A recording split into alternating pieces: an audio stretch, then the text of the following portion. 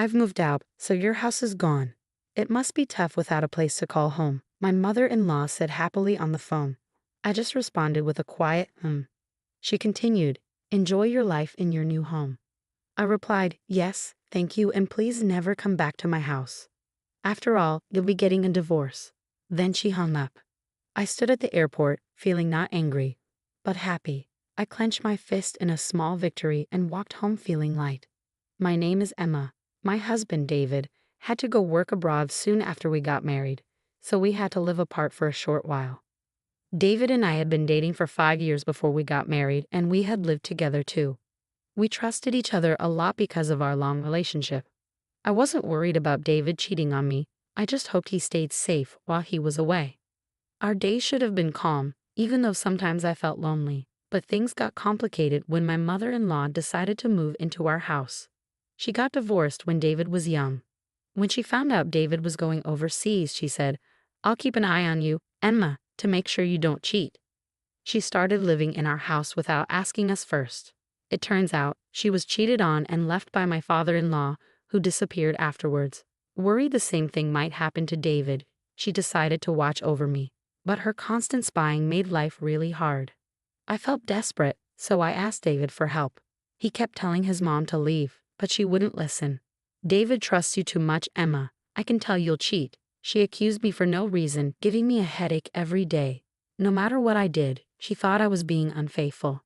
She wouldn't even cook dinner for me. She'd use food from the fridge to make her own meals, never leaving any for me, and she didn't buy groceries herself. She used the ones I bought, leaving me with nothing when I came home. I complained about it, but my mother-in-law didn't seem to care or listen. I bet you're out having dinner with your boyfriend since you're cheating, she'd say, which made me really upset. Even when I came home late from work and started cooking, she'd make a scene, saying, you must be cheating if you come home at this hour, leaving your mother-in-law alone. During my busy work times when I often came home late, she'd always accuse me of cheating. It stressed me out so much that I felt sick. Please, I'm begging you, just leave. I'm not cheating. I really love David, I told her. David, who was too busy to come back to the US, tried his best to get his mother to leave, but her response was disheartening. So you want me to leave that badly? You must be cheating after all, she said. At that point, I could only sigh.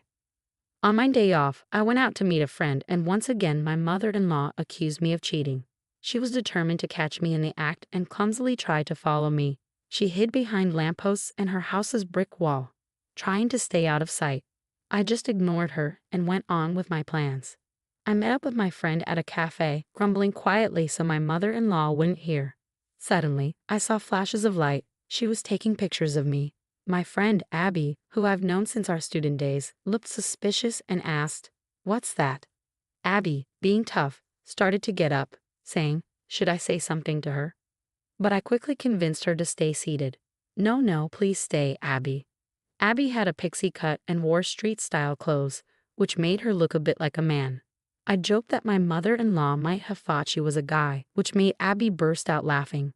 Finding the situation amusing, Abby leaned closer to me, pretending to hold my hand to tease my mother-in-law. Each time my mother-in-law took a picture, she seemed thrilled, snapping away while her nostrils flared with excitement. It was so ridiculous that I couldn't help but laugh along. After witnessing my mother-in-law's silly antics, I felt relieved and went shopping with Abby before we said goodbye. But as expected, my mother-in-law followed me home, hiding behind lampposts and walls just like before. Sometimes I'd play a quick game of red light, green light with her, and she'd scurry off to hide. It was amusing, and I found myself joining in her ridiculous game. I couldn't help but think how foolish she was to believe that I didn't notice her following me.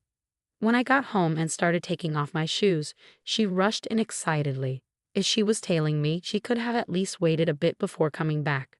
I was surprised when she showed me a disposable camera. "Emma, I finally caught proof of your cheating. I'm going to send these to David, so get ready." "Oh really? Good luck with that," I said casually, which she didn't like. She spent the rest of the time buzzing around me like a nagging child. "Are you okay with this? It's proof of cheating. Your face and his are clear in the photos." But I just calmly kept saying, "That's fine." It was unfortunate that Abby's appearance sometimes led to her being mistaken for a man, but David knew her well from before we got married.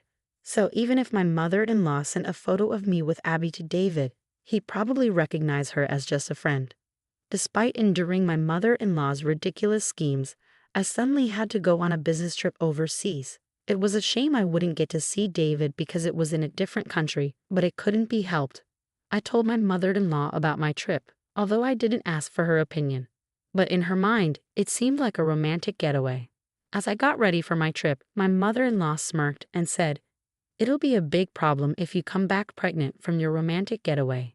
David hasn't seen you in a while, so it won't be easy to pretend the baby is his." Her distasteful thoughts made it pointless to argue back. I replied casually, "Yeah, it's just a business trip, not a romantic getaway," and headed off. The trip was really busy, and the days passed by quickly in a blur. When I finally got back to the US, I was exhausted. My boss, who had also been on the trip, seemed tired too and went home. I had planned to grab some duty-free sweets before heading home, so I took a break on a bench. Just then, my phone rang. It was Abby calling, and she had something surprising to tell me. "Hey Emma, welcome back. There's something I need to tell you. Your mother-in-law showed up at the company where I work." "What?" "Abby's family's company isn't the kind of place just anyone visits." Hearing that my mother-in-law went there made me really angry. Abby explained how she handled the situation and asked if she went too far. I replied, "No, I think it was just right." After laughing and ending the call with Abby, I was about to leave when I got another call from my mother-in-law. "Emma, you should be back from your trip now. Did you enjoy your affair trip?" I said, "It wasn't an affair trip, and I didn't particularly enjoy it because I went there for work."